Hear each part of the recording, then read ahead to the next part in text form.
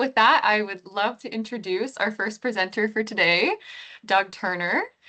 Doug is originally from the UK. Doug is a forestry professional with over 25 years of experience in Canada and has been with West Fraser since 2016. Before taking on his current role as Alberta Forest Stewardship Superintendent, Doug worked for West Fraser in planning, land use and disposition management, and EMS roles within the Sundre Woodlands team. Before joining West Fraser, Doug worked for the Saskatchewan government as their Forest Science Network coordinator and has also worked in research and academia in the US and Eastern Canada, and for several years as a forestry consultant in BC.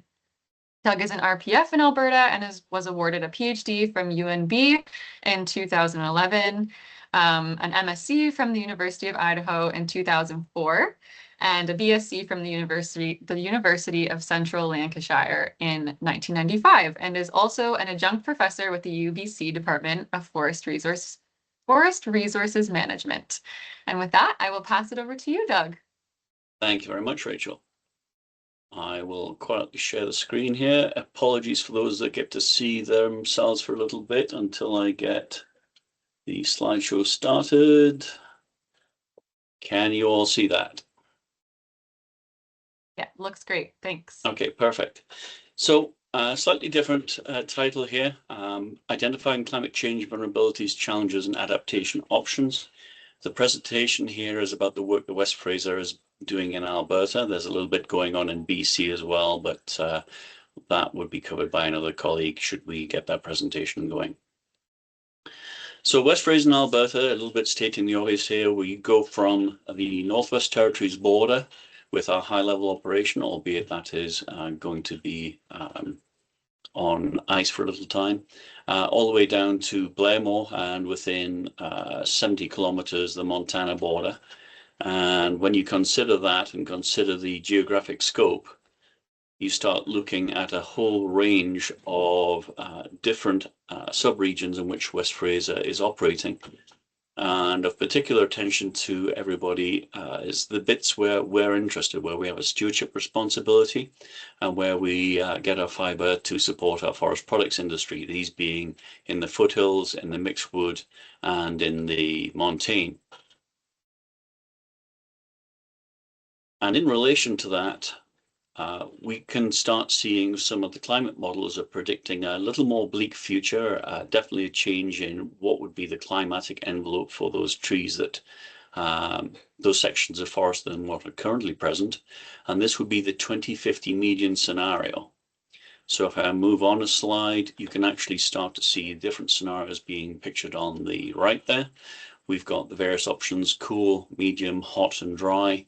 And with the current rate of action to deal with climate change, I think we're looking at hotter and drier rather than anything else. And you can see the pressures that we are going to have on the forest extent, forest range, forest types.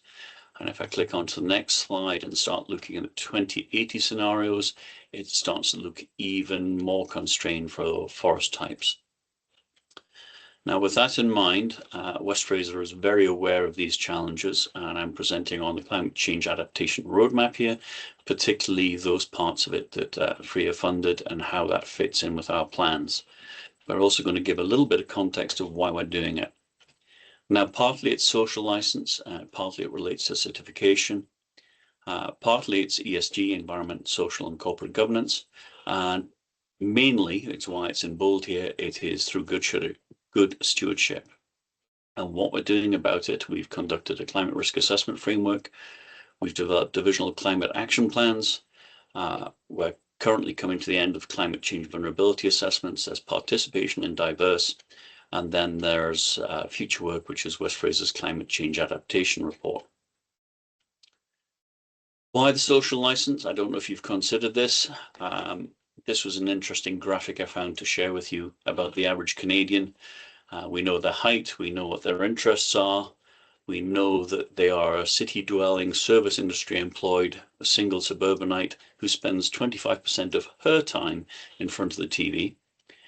With that extended screen time, they're very connected to social media, and they are very, very concerned about the climate change and the environment. So that's the social license part. But I also don't know if you've considered how the social license affects the next part, which is certification. So unlike legislation regulation that moves at the pace of democracy, our forest certification, particularly when it comes to forest management and fiber sourcing, does reflect societal values. And in 2022, the Sustainable Forestry Initiative embedded the need for climate smart forestry, their term for it, so that certified organizations, of which West Fraser is one, shall identify and address the climate risks to forest and forest operations and develop appropriate adaptation strategies and objectives based on the best available scientific information. We should also identify opportunities to mitigate the effects associated with the forest operations on climate change. So basically, our forest certification is specifying that we must do something. Same comes with regard to fire, which is one of the notable news-catching headlines over the past few years. Forests on their own, they own or manage shall limit susceptibility to undesirable impacts of wildfire, promote healthy and resilient forests through management techniques, actions, and policies. So we are obliged by our certification to do something. And then there's the environment, social, and corporate governance. Basically, that any given company is being a good actor. And with this in mind, West Fraser is definitely leading the charge with all of our efforts to work on having a sustainable business and have good stewardship practices.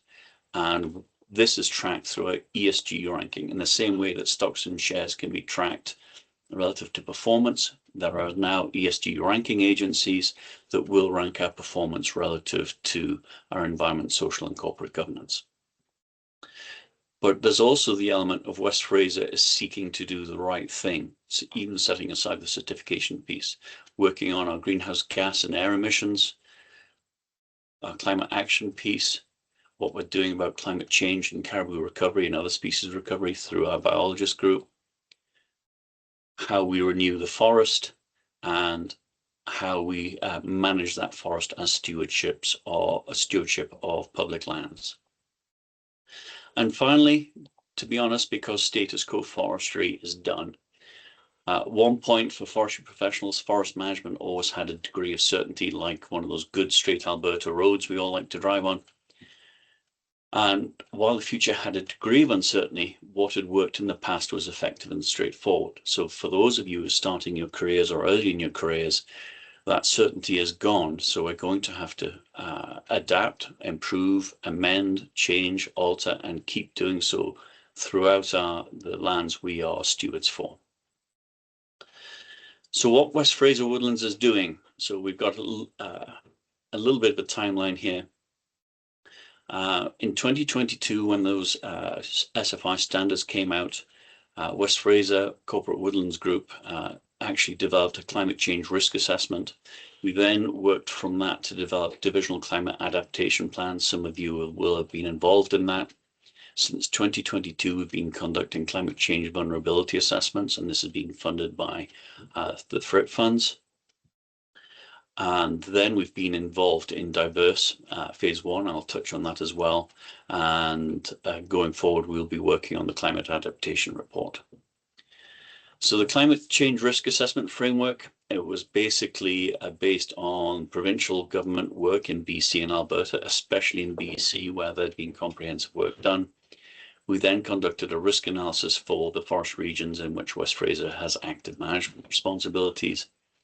In Alberta, this analysis was based on the ecoregions in which West Fraser is active, specifically the Montane Cordillera, the Boreal Plain, and the Taiga Plain up in the north around high level. Building from that, the climate risk assessment framework, each West Fraser Woodlands group, it should be in past tense, developed their own climate action plan. To do this, the Woodlands staff basically assessed the findings of the original climate risk assessment against their experience and what they'd observed relative to their local climatic conditions. And from this divisional level assessment, the Woodlands staff selected various actions to mitigate the adverse impacts of climate change and improve the resilience of forest lands.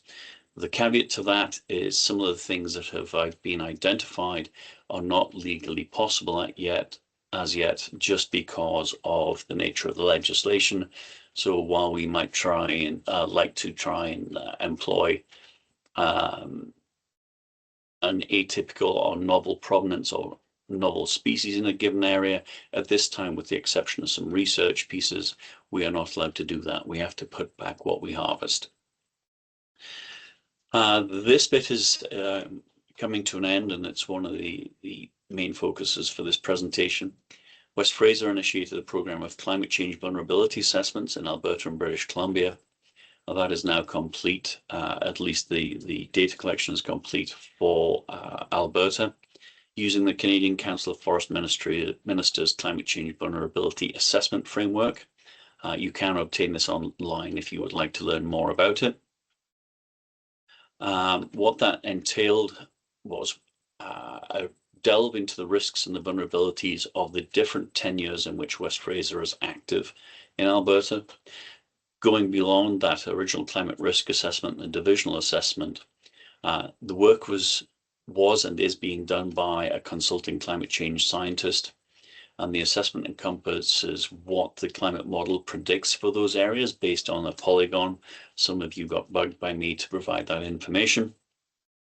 And then we went for various interviews with the divisions to get input into the local processes based on the observations from woodland staff and stakeholders. And those findings will then be incorporated into the original climate risk assessment, plus adaptation recommendations to be integrated into divisional climate action plans. And to give you a little flavor of what we've heard so far from those temperatures, everybody's talking about the temperatures, the scale of the wildfires people are encountering, the wildfire behavior that is beyond what has been experienced previously, the severity, the heat domes and what that does, especially in relation to wildfire, but also what it does for desiccation when it comes to tree planting. There's also the element of the health of the tree planters and what's going on out there and when they can work. Spring precipitation, what it looks like when it turns up. Does it turn up late? Does it turn up early? Does it turn up all in one event rather than being scattered over a number of days? Freeze up, when that happens, it seems to be getting later and later. What it's doing to the snow depth, what it's doing to the winter length, the periodicity of that precipitation. And we're getting rainfall events where we're getting the same amount of rain in a given month, but it's turning up in a handful of hours. Or hailstorms in addition to that, and also what this is doing for erosion and sedimentation risk for our various operations. Windstorms and how that's impacting our operations.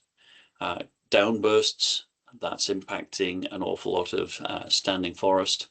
What it's doing to river levels and river temperatures. And aspen decline seems to be a spreading issue, which seems to be not just any one thing, but it's the precipitation, disease, etc. Animal distribution, this is key for a lot of our stakeholders. What animals are we seeing? Where they are?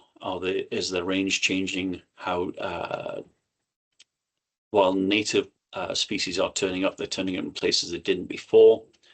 Deciduous competition, our silviculture folks are battling with some challenges that way. Calamagrostis competition, which is also presenting challenges.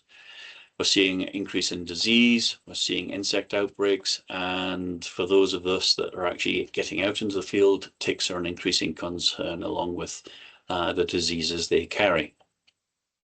So that's what's shaking out of the climate change vulnerability assessment, and we'll be able to present more on that as we get further along with it. The next piece that West Fraser is participating in is something called Diverse. This is a coast-to-coast, by that I mean Nova Scotia to British Columbia, research investigation to see what the current state of the participating forest tenures is, so that we're having another look at that. And for Alberta, that would be Blue Ridge and Sundre. We're investigating current forest management approaches in effectiveness in building forest resilience to climate change, but we're also exploring ways to build that landscape resilience through alternative forest management activities and silvicultural practices. To that extent, we will be installing 2 silvicultural trials in Sundre and in Blue Ridge, and cooperating possibly for one in Mercer's territory. Basically, we're looking to find out if we can inoculate the forest to improve its adaptive capacity through, amongst other things, novel silviculture practices, novel provenances, and potentially novel but not non-native tree species.